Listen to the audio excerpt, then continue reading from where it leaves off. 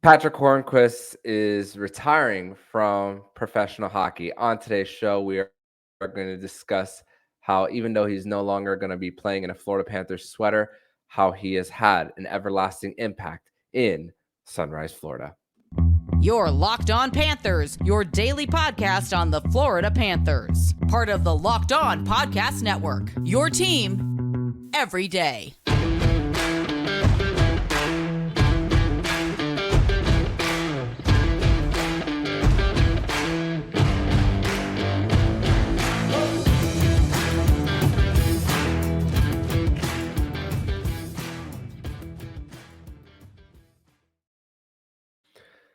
And welcome into this Friday, June 30th edition of the Locked On Florida Panthers podcast, part of the Locked On Podcast Network, where it's your team every day. Thank you for making the Locked On Florida Panthers podcast your first listen of the day. I'm Armando Velez, and you can follow me on Twitter at MoneyMan12. Follow the show account on Twitter and Instagram at LO_FLA Panthers. And shout out to the everydayers who come back here and get your daily Florida Panthers fix. And today's episode is brought to you by eBay Motors. A champion team is all about each player being a perfect fit. Same with your vehicle. So parts that fit, head to eBay Motors and look for the green check mark. Stay in the game with eBay Guarantee Fit. ebaymotors.com. Let's ride. eBay Guarantee Fit only available to U.S. customers. Eligible items only. Exclusions apply. And Panther fans, we have a lot to talk about today in the world of the Florida Panthers, which later on in the show, we are going to be discussing the Florida Panthers draft class and the lack of movement in the NHL Entry Draft on today's show. But it is Friday, which is a Fairbanks Friday edition of the Locked On Florida Panthers podcast. And Nick Fairbanks is here. Nick, welcome back to another offseason edition of the Locked On Florida Panthers podcast. Oh, wait, hold on, you're muted. Oh, there we go. Armando, thank you for having me on again. I think I just woke up from my NHL draft nap because literally nothing happened. Nothing of consequence happened. Yeah. And you know, we're of course we'll save that for segment 3, as far as we're going to discuss more about the state of the NHL and what that has to do with how that impacts the Florida Panthers. But first, we had to pivot a little bit as far as what we had to talk about on today's show, because after the draft, Bill Zito spoke to the media and spoke about how Patric Hornqvist has officially moved back to Sweden. His family is already back there, and spoke about how he would like to continue to have Patric Hornqvist in a role with the Florida Panthers, and never said the word retirement, but everything, if you're putting 2 and 2 together, says that he's probably played his last game with the Florida Panthers and in the NHL. And of course, being the last pick in the 2005 NHL Entry Draft, and the career that he's had being a 2-time Stanley Cup champion, and of course, Bill Zito's first trade, bring him over here, and he was the guy who it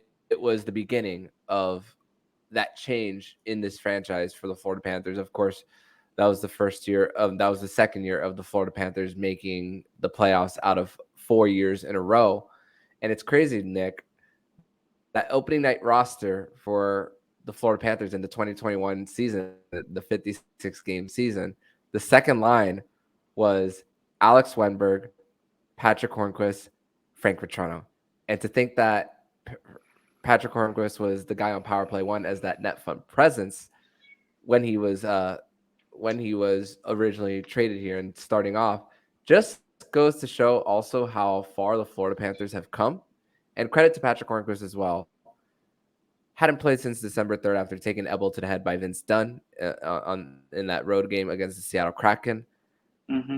And what he's done also to help guys like an Anthony Duclair come back. And even when Sergei Bobrovsky was taking a few weeks off from his non-COVID illness to get him right, Patric Hornqvist was consistently a great professional throughout, even when he wasn't on the ice. That's exactly why Bill Zito brought him in. Pittsburgh was looking to clear up some cap money, and the best way to do it was to dangle him and, get something in return for him. That I don't think that they were going to keep that asset. And that asset was, Mike Matheson, and also Colton Sevier. So I don't think Colton Sevier really stayed on after that season. I think they actually cut him shortly after. But what a move. If anything, I think the core at that time should have seen the writing on the wall. That this team, this organization was moving forward.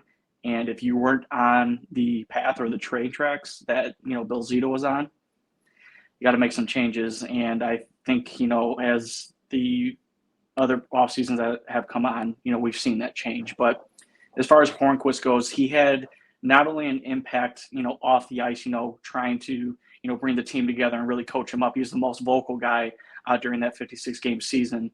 But he was also integral to showing guys the right way to play. And he scored a lot of big goals. I remember him scoring either at the end of regulation or just on the power plays to end a period that just really shifted the momentum for the Panthers in that season, that got them, through and got them into the playoffs. So definitely one of those hard-nosed guys that you need. And as you said, he'll go over to the front of the net. But Florida's starting to, get some of those guys, on the regular for the, to play. You have the Chuck, you have Bennett, you have others that will be joining soon that, will take the punishment to put the puck in that or get to the ultimate goal, which is the Stanley Cup. Yeah, and let's also not forget they had a no trade clause, and the Panthers were on one of those teams, and he decided to change his mind as far as coming over here. So just goes to show what the Florida Panthers were brewing even before he came over. And a big part of, and one of the most memorable goals was actually Game 5 against the Washington Capitals last year. Kind of a slow-ish breakaway before beating Vitek Vanacek there to come back from another 3-0 lead, as we saw so many times during that 2021-22 season. As frustrating as those were, but the victories were great all at the same time. And Patric Hornqvist got a big goal that gave the Panthers the lead at that time. So another memorable moment for Patric Hornqvist, as he was a guy who was a real change in the culture in Sunrise, Florida, and it all makes sense now. When we were not, I guess I'm not sure begging is the right word, but consistently beating the dead horse about the Bill Zito trading Patric Hornqvist, about wanting at least the want to do it to clear cap space for the Panthers, and the promise that we spoke about mid-season about not trading him, and then we were thinking that either a Bennett or a Reinhart were going to be trade bait to bring back Duke.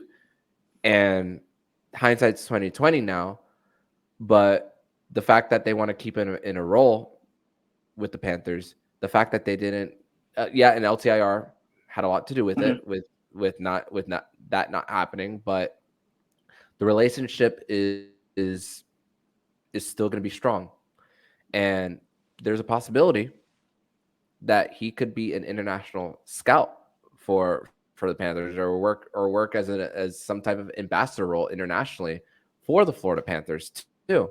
And I think that's extremely valuable when you have someone who has the pedigree of Patric Hornqvist. And I think it's a win-win situation for the Panthers, and thank goodness they didn't trade him now, looking back at it. Yeah, the biggest question, I guess, coming into the last couple of seasons is how healthy is he going to be? Is he going to be able to play, 60 games? Is he going to be able to play 50 games? And unfortunately, this season and now his career was kaput because of 2 hits to the head. And I remember one of them, I think it was Vince Dunn, but there was another one, I think, during that road trip that he just took and nothing was called. So it's unfortunate that it ended like this, but think about this. Think about him in a scouting role over in Europe, and, he goes to check out some players and everything, and he can come into a room and talk to these guys and say, listen, this is the career I was able to have. This is what I did to get to where I was. And guess what? I was the last draft pick in my draft in 2005. Don't let a number dictate exactly what you're going to be and what you're going to do. I'm living proof of that. So if you want to be drafted, if you want to come to Florida and everything, this is the mentorship that I can provide, and I can make you successful. So that would be, honestly, that's what I would say. that would be my big pitch. But I think Florida does need a little bit more in the way of, European scouting at this time. I think the gentleman who was all in on Barkov, I don't think is with the organization anymore, unfortunately. And I think the Panthers could use a boost. Mm-hmm. And yeah, big name. And speaking of draft, that's a perfect way for us to transition over to segment number 2, where we talk more about the Florida Panthers 2023 draft class, as they made every single one of their available picks for today's NHL entry draft. But we're gonna talk about that next here on the Locked On Florida Panthers podcast.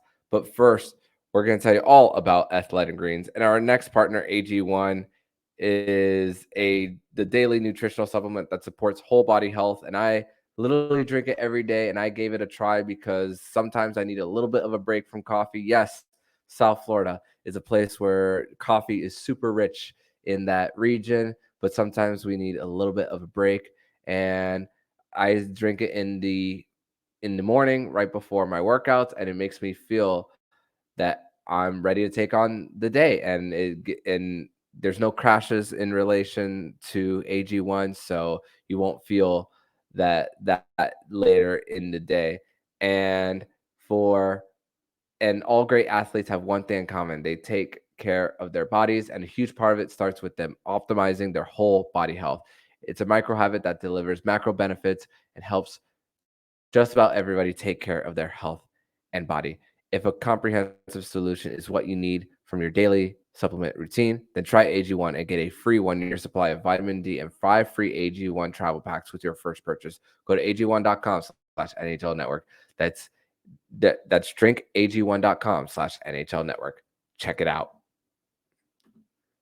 Segment number 2 here on this Fairbanks Friday edition of the Locked On Florida Panthers podcast, as Nick Fairbanks is back on today's edition of the show. So a little bit of a rundown of the draft picks for the Florida Panthers for day 2 of the NHL entry draft, as they did not have a pick in round 1. So they're 63rd overall in the second round. They got Grayson Sachin, Canadian, 5'11", 165 pounds, from the Seattle Thunderbirds in the WHL. 58 points in 58 games. And Nick, the average rank for Grayson Sachin was number 37 as far as all the scouts. I decided to do a spreadsheet and average it out. So 37 is the average, even though one elite prospects had him as low as 90. Elite prospects had him as high as 13. And one great thing about Grayson is that he's very quick to get around the boards, winning his puck battles, and he's not afraid to get into the dirty areas. Spoke about how he loves to play like Matthew Tkachuk. The Panthers in their 4th round, they got Albert Wickman out of Sweden, 6'1", 198 from the SHL. Average rank was 85th. And they got him at 127th. More of a stay-at-home defenseman for the Panthers.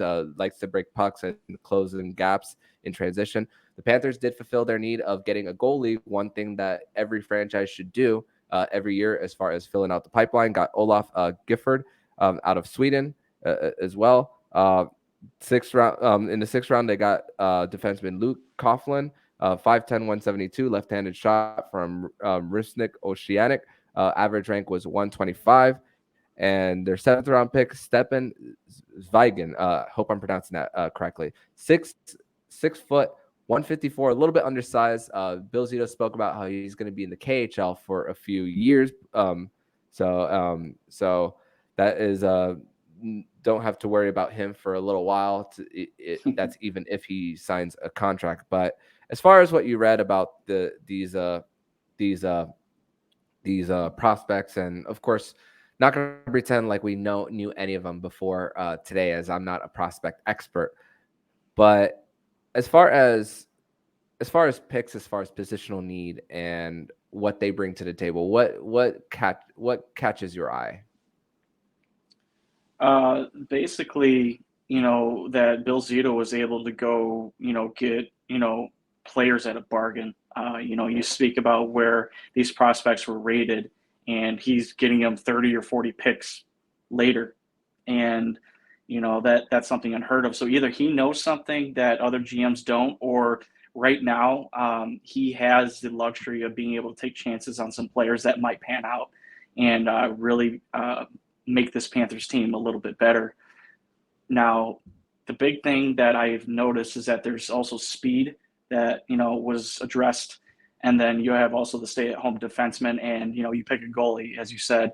I think overall, this was just a draft that they wanted to, sprinkle across the board, pick up some forwards, pick up a goalie, and pick up a defenseman and everything. Not really worried too much about, drafting a guy that's going to make the team now, because, listen, they already have some players that could make the jump right now. It's just a matter of, are they going to be consistent, and are they going to be able to, produce at this level? And if not, then, there's free agency. So I think they're just doing their due diligence and making sure that they have players at every position that they can start to develop and hopefully make the team one day. Yeah, and like we said, like I spoke about earlier in the week, the chances of a pick past number 24 of playing 100 plus NHL games is less than 2% there. So the fact that the Bill Zito was able to get some of these guys, for, like you said, 40 picks ahead of where they're ranked, it gives me a little bit of optimism that these guys are gonna develop at their own pace. I mean, I'm not even going to expect Grayson Sachin to be with the at least on the NHL lineup until at the earliest, maybe like 2025, 2026. He's probably going to spend another season in the WHL with the Seattle Thunderbirds, maybe sign his ELC next year and then start in Charlotte. He's not going to be in on the roster early on. I mean, you still have plenty of other guys that you want to give chances to, assuming that you qualify Grigor Denisenko, assuming that you qualify Alexei Heponiemi. Justin Sordiff could be knocking on the door very soon for the Panthers as well, as far as the forward groups. And as far as defense, Santu Kinnunen, 7th round pick, has been with the Charlotte Checkers for a few years now. He's getting a bigger role.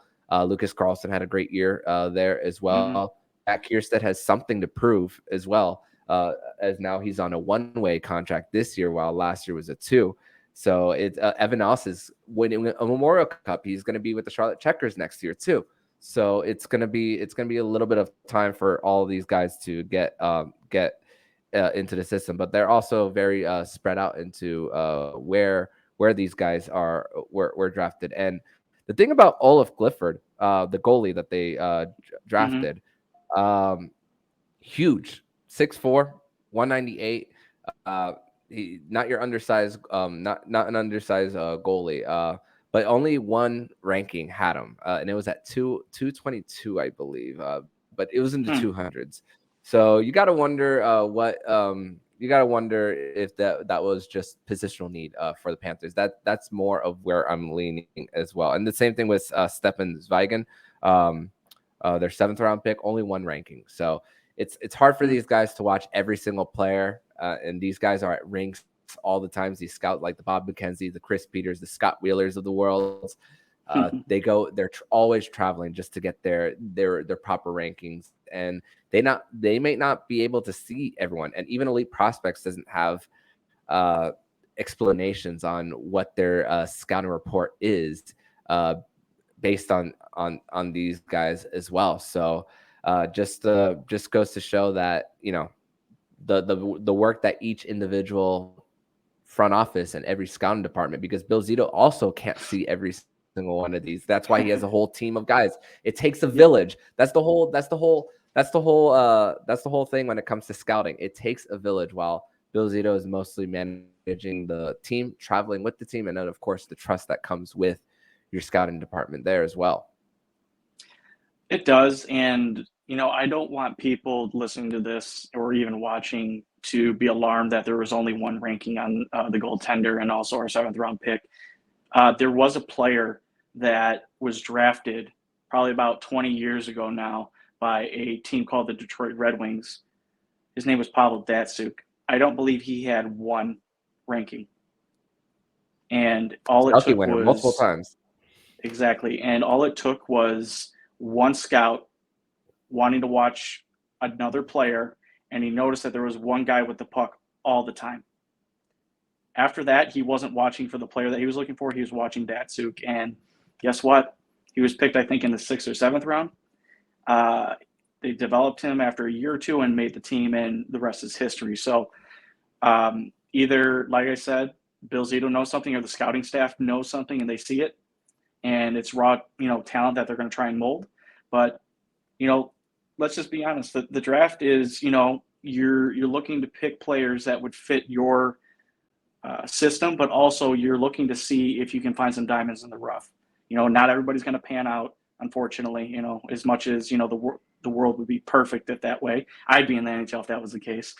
But if anything, I just think that the Panthers, as I said, are just trying to find, sprinkle a player here and there to fill out their organizational depth. And, if it takes a village to do all the scouting, why not add a Patric Hornqvist to that type of team and, have him take over scouting in like Sweden or, the Nordic countries. And, let's see what he does with it. It would be awesome to kind of see if his first draft pick became a huge influence on the Florida Panthers. Who knows? And reports are saying that the Panthers development camp will be starting next Sunday, July 9th as well. So very exciting time to see some of these people come to Sunrise, Florida for the first time, and just to see how they are coached up and how they are able to be in a professional hockey setting for the first time. But we're going to transition over to segment number 3, where we're going to talk about the lack of activity in the NHL entry draft. And we're going to give our thoughts on what this means for the state of the NHL, as Nick Fairbanks does a sleeping notion there. So we're going to discuss that all next here on the Locked On Florida Panthers podcast. Your Locked On Panthers, your daily podcast on the Florida Panthers. Part of the Locked On Podcast Network, your team every day.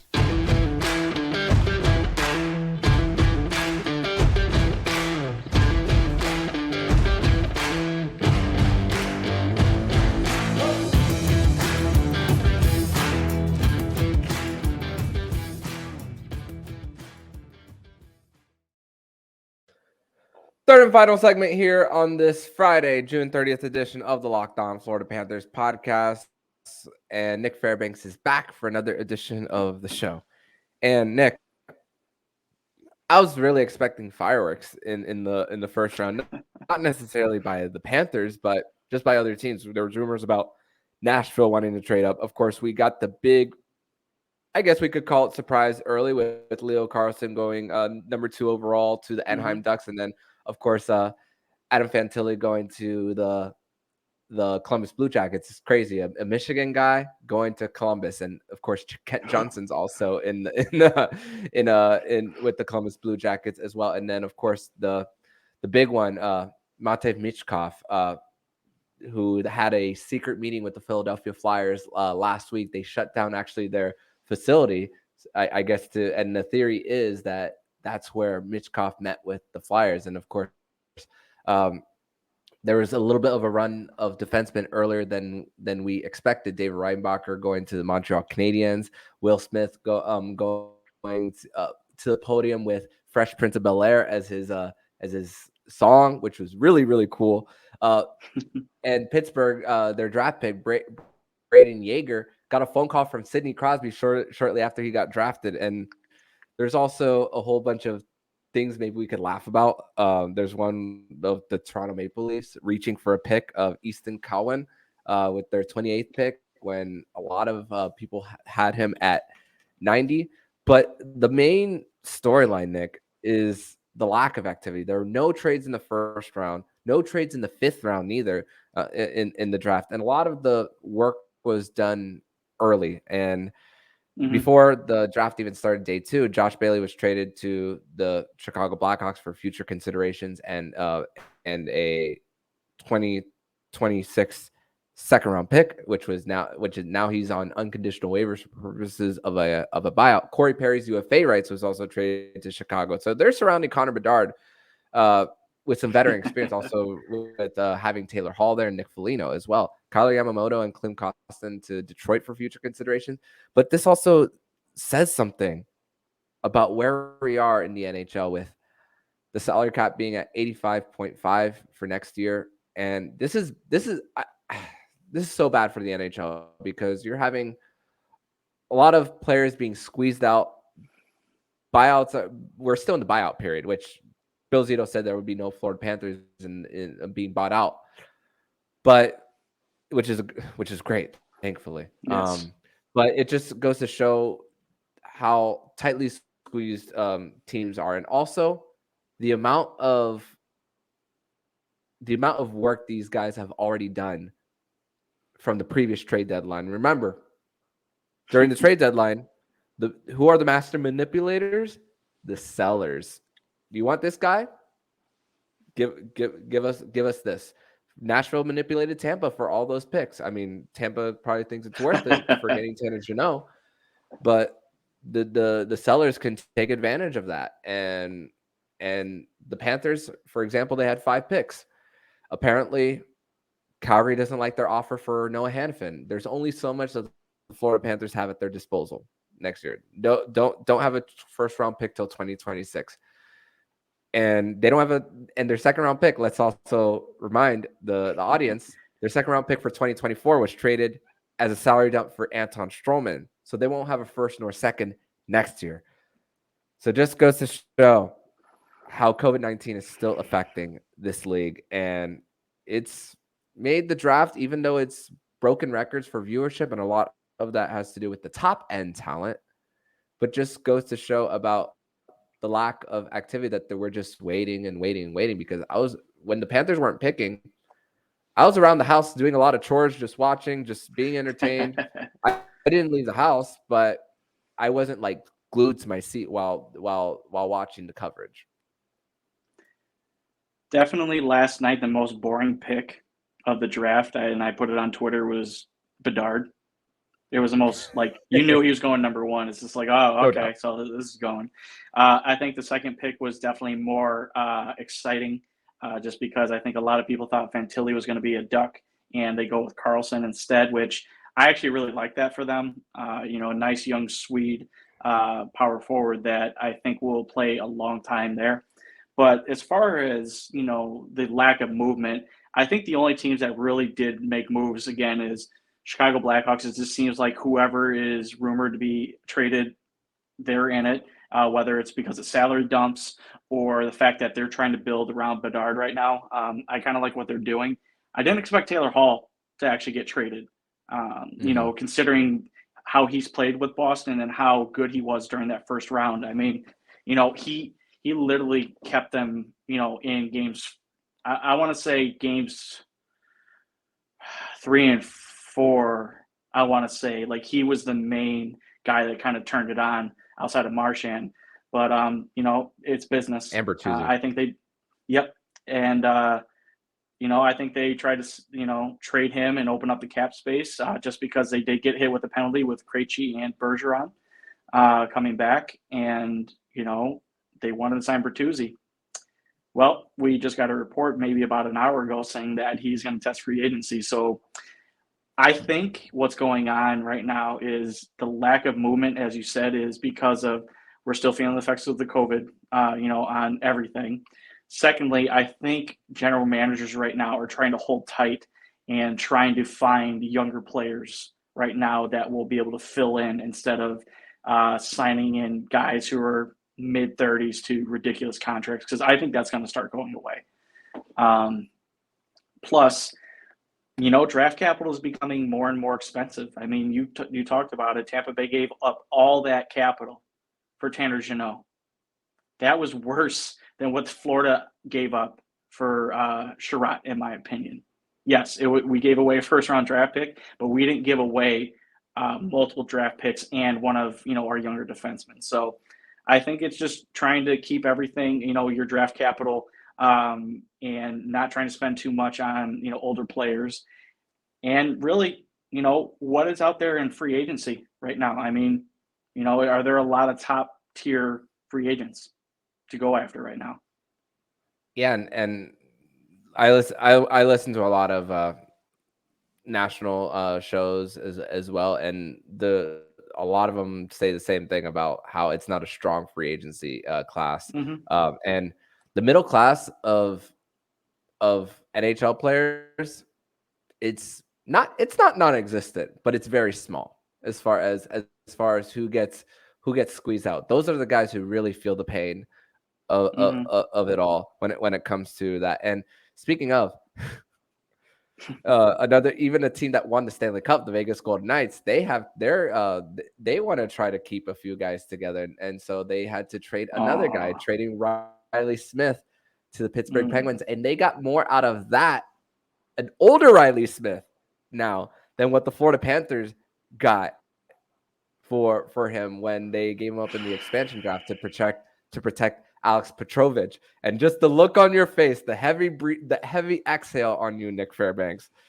it's a little frustrating still to this day to see for that. But I yelled when I saw what Vegas got back for him. It's just like one of those kind of things. Like, why were they able to get a third and yet Florida had to give away a fourth, or to get a fourth for him back? Like, what was the logic behind that? Now I got to start asking questions about Dale Talon.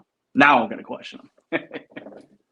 Yeah, and now Barbashev is no longer on the free agent market after rumors were saying that he could have been linked to the Panthers, and they get to keep both Barbashev and Adin Hill too. If I had to choose one, it would have been Barbashev if I'm Vegas. Yep. Because I think you could, but that also goes to show how that maybe Robin Leonard's not coming back. That is maybe a message that he's probably never going to play in the NHL again due to his injuries. And the way he ended with Peter DeBoer last year was just not fun. I just from watching it from far away, but also just goes to show once again that hopefully, and this is just hope. Hopefully, we are at the tail end of this, and hopefully next year we don't have to see so many buyouts, so many of these future considerations as well, because you could. It's basically free. Josh Bailey, a homegrown Islander, of course, struggled towards the tail end of his time there, and given up for nothing for cap relief. Which there's rumors now that the Islanders are after Alex DeBrincat, another team that Florida it could possibly be after. And one thing that the Islanders lack, scoring punch outside of Barzal and Horvat too. So I could definitely see DeBrincat being a good fit in the Islanders, even though he's from Michigan. Steve Yzerman does have a lot of cap space at his disposal too. So, but what is he willing to part with? That's the thing, is he's been building this team up, and he's not strayed away from his plan. So is he willing to part with some of the prospects? I mean, he's already parted with, Bertuzzi. He got a first-round pick from Boston. Philip Hronek got a first-round draft pick from Vancouver. What was that? So it just seems like so great. Yeah, Yzerman is just like, I'm just going to sit here. And you know what? You're going to give me a first-round pick for the guy. Or you know what? I'll flip one of these guys that I'm not going to sign, and I know I'm not going to sign, so you can have them. And I'll take DeBrincat off your hands. And Steve Yzerman has this thing about when he's asked about prospects, he's like, I'm not going to tell you what I think about your prospects, because he could see someone else trying to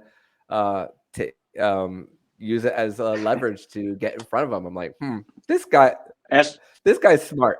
This guy, I like this guy. I really do. Yeah. It's hard to hate him, and he doesn't guarantee anything neither. I was when he was interviewing yesterday. So no, and it's funny. Ask Jonathan Drouin what he thinks of Stevie Yzerman, or what Stevie Yzerman thought of him initially. Yeah. Hey, you don't want to show up? All right. Well, we don't have to bring you up. We don't have to pay you. All right. You're going to come play for us. We're going to trade you. Bye. We don't need that attitude around here. Bring in Sergachev. So, Jeez, another fleece. Yeah. So, which now he's in year one of his new deal in Tampa Bay. So, they got their players paid. Which, man, and the fact that Corey Perry is going to be with Connor Bedard and a former Hart Trophy winner in Taylor Hall.